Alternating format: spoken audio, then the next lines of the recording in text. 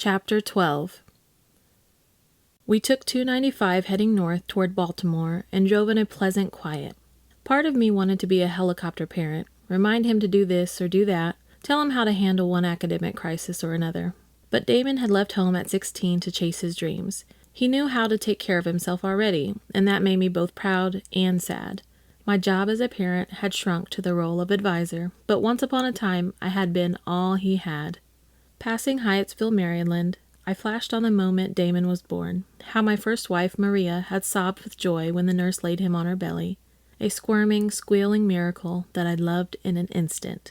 I managed to keep my mind from going to the night Maria was killed in a drive-by. Instead, my memories were of those first few years after Maria died, how ripped apart I'd felt unless I was holding Damon or Janny, who'd been an infant at the time. Without Nana Mama, I would never have been able to go on.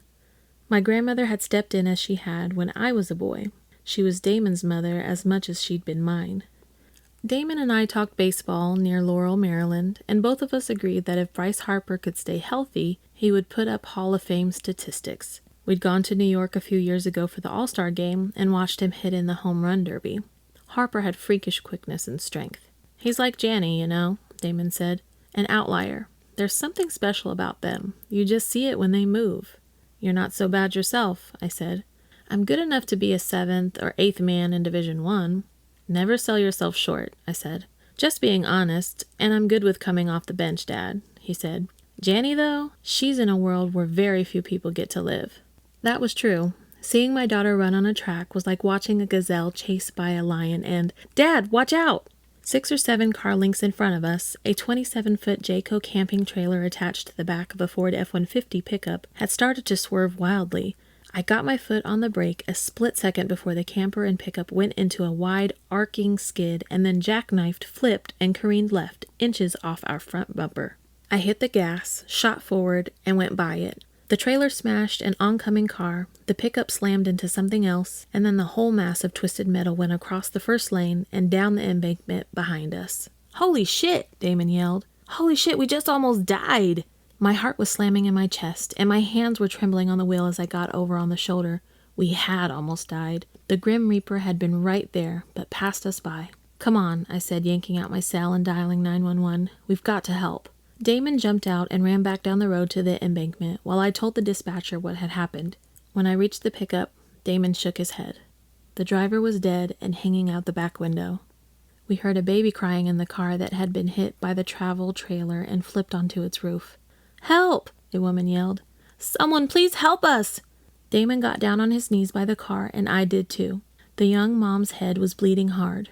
The baby was upside down but appeared uninjured, mostly just upset about being upside down. We've got an ambulance coming, I said. What's your name? Sally Joe, she said. Sally Joe Hepner. I'm bleeding like a stuck pig. Am I gonna die? I think you'll need a lot of stitches, but you're not going to die. What's your baby's name? I could already hear sirens. Bobby, she said. After my dad. Damon had wriggled in through the window and gotten the car seat free. He squirmed back and pulled him out. Bobby Hepner was fussing, but just showing him his mother seemed to quiet him down. Firemen and EMTs were on the scene within 5 minutes of the crash. We stayed until we saw the mom safely extracted from the car and put on a backboard with a neck collar, just in case. One of the EMTs carried her baby into the ambulance. Looks like our work here is done, I said. Let's get you to school. Damon smiled, but when he got back in the car, he was brooding. Strange how life is. Here 1 minute and gone the next. Don't worry about it too much. I guess, but seeing that, it's like, what's the point? You never know when your time is up. Exactly, I said. So live every minute like it's your last, and be grateful. The way I see it, that near miss was a message. We came close, but we weren't meant to be in a car accident today. We were reminded of how fragile and precious life is, but we weren't supposed to die. We were supposed to get you to college, and that's what we're going to do. Damon dipped his head, but then he grinned, said, okay. John Hopkins had changed in some ways since I was a student, but the Homewood campus was still an oasis of green quads and red brick halls in the city of Baltimore, and I still felt the electricity of the place when we arrived. We were met by student volunteers who steered us through the various lines and gave us a thick orientation packet for incoming freshmen. We found Damon's room and met his roommate, William Clancy, a lacrosse player from Massachusetts, and his parents. The boys seemed to click from the start.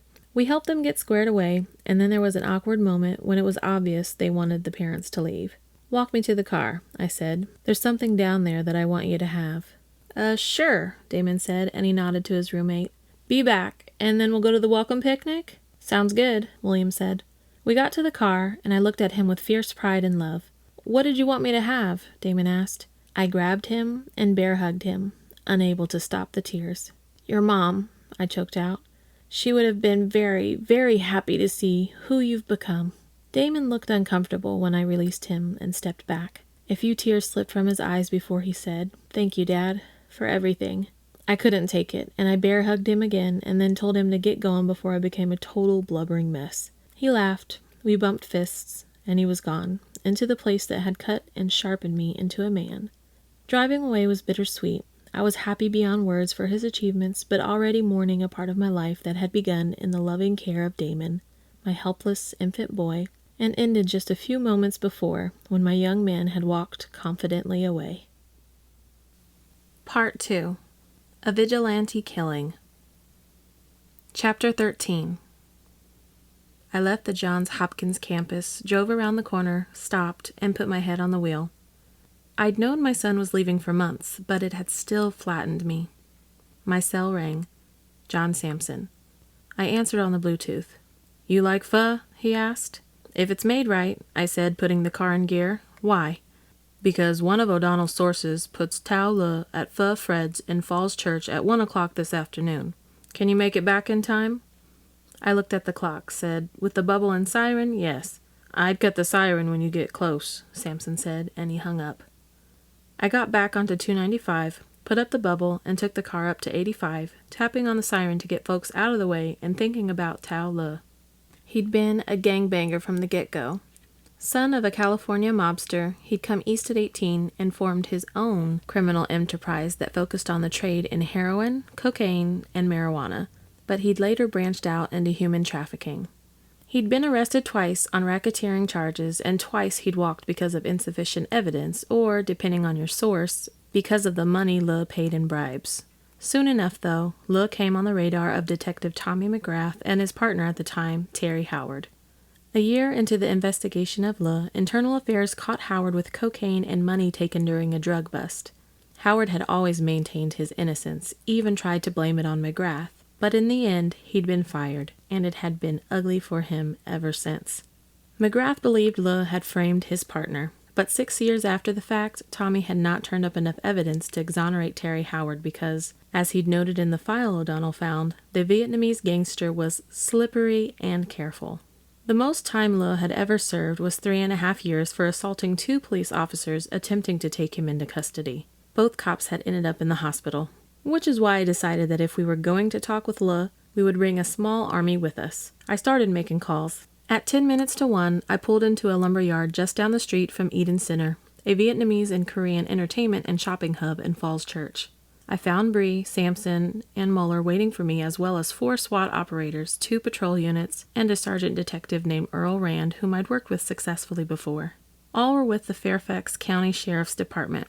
"How'd it go?" Bree said. She'd already armored up in the sweltering heat. "Heartbreaking in some ways. The proudest moment of my life in others." "Good for you. You should be proud of him. He's an amazing kid." "He is that," I said, and I put on my armor as Detective Rand placed a map on the hood of one of the cruisers. It showed the Eden Center, a mall laid out in a lazy U-shape with a large parking lot in the middle. Pho Fred's was near the Viet Royale restaurant in the northeast corner of the U, part of a section called the Sidewalk Stores that was set up to resemble an outdoor market in old Saigon. Rand showed us the access to the area from the south off the main parking lot and from the north of a smaller parking lot that abutted Oakwood Cemetery. Rand said we want to cover both entrances as well as send in Fairfax officers familiar with the center through both ends of the bottom of the U. "You'll have him cut off in 4 directions, Rand said. "There's nowhere else to go." "Let's do it," I said, and I got in a car with Sampson. "It'd be nice if Le's good for McGrath, Kravick, and Peters," he said. "It would be," I said. "I could take some time off, go watch Janny run." "No reason that can't happen," Sampson said, starting the car and heading for Eden Center. From there, everything went downhill fast. Chapter 14. We were all in contact over the same radio frequency. 2 Fairfax County officers entered Eden Center through Planet Fitness on the far west side of the sidewalk stores. 2 more came in from the east. Bree and Muller came in the north entrance. Sampson, Detective Rand, and I went in through the south door. This section of Eden Center was painted light blue, which Rand said was believed to promote prosperity. The area was certainly doing a thriving business. At 1 o'clock on a Friday afternoon, there were hundreds of Vietnamese Americans roaming around, shopping for fresh fish in one store, embroidered silk dresses in another, taffy candy in a third, and the air smelled savory and sweet. Sampson and I stood out like sore thumbs, but being tall among short people had its advantages. We later figured that one or all of us must have been seen entering the center, because we were inside for no more than 90 seconds before, not 50 yards away, Tao Le blew out of Pho Fred's, looked around, and saw us. Le was wiry, fast, and agile. He turned and ran north. "He's coming right at you, Bree," I said, breaking into a run. "I see him." Detective Rand said, "Take him clean if you—" Le must have spotted Bree and Muller, because he suddenly darted into a packed restaurant. Bree left Muller in the dust and dashed in after Le, her badge up. We heard screaming. "There's got to be a back way out of there," I yelled, dodging into a fish store 40 yards shy of the restaurant. With my badge up, I yelled at the startled merchant and his customers, "Back door!" His eyes got big and round, but he gestured to rubber curtains behind the counter. I heard Rand calling for patrol cars as I went through the rubber curtains into a cold storage area off a small loading dock. The overhead door was raised. A wholesale seafood truck was backing up. I jumped off the dock before the truck could block it, landed in a putrid-smelling puddle, and stumbled. Sampson was right behind me. He grabbed me under the arm and got me upright, just as we heard a crotch rocket motorcycle start up and then saw it squeal out from behind a dumpster 50 yards away. Helmetless, Le handled the bike like an expert, rear-wheel drifting and smoking before he shot north and away from Bree, who had her gun up but wisely held her fire. Le accelerated toward the corner of the mall, then downshifted, braked, and disappeared to our right. "I've got cars coming right at him," Rand gasped as he caught up to us. We were all running now. Bree got around the corner and held her ground. We reached her just in time to see the Fairfax patrol car turn Le. The gangster came right back at us with the patrol car in pursuit. Another patrol car was entering the hunt from behind us. I was thinking Le was as good as in cuffs. Le stopped about halfway down the parking lot, near another dumpster and a haphazard pile of wooden pallets stacked by the rear chain-link fence. The first cruiser was almost to Le when he looked our way and smiled. He flicked the accelerator on the motorcycle, covered 15 yards in a second, shot up that pile of wooden pallets, and was in the air for maybe 10 feet before he landed almost sideways on the dumpster. Le buried the throttle the instant he touched down. Then he shot across the dumpster lids diagonally, jumped up on the pegs as the bike went airborne again, and sailed over the chain-link fence that separated the parking lot from Oakwood Cemetery. The motorcycle landed on a service road and almost tipped, but Le got his foot down, righted it, and sped off, leaving us angry at losing him and slack-jawed at his mad skills. Then, a Fairfax patrolman still inside Eden Center came over the radio and said, "I've got Le's girlfriend here at Pho Fred's. You want to talk to her?"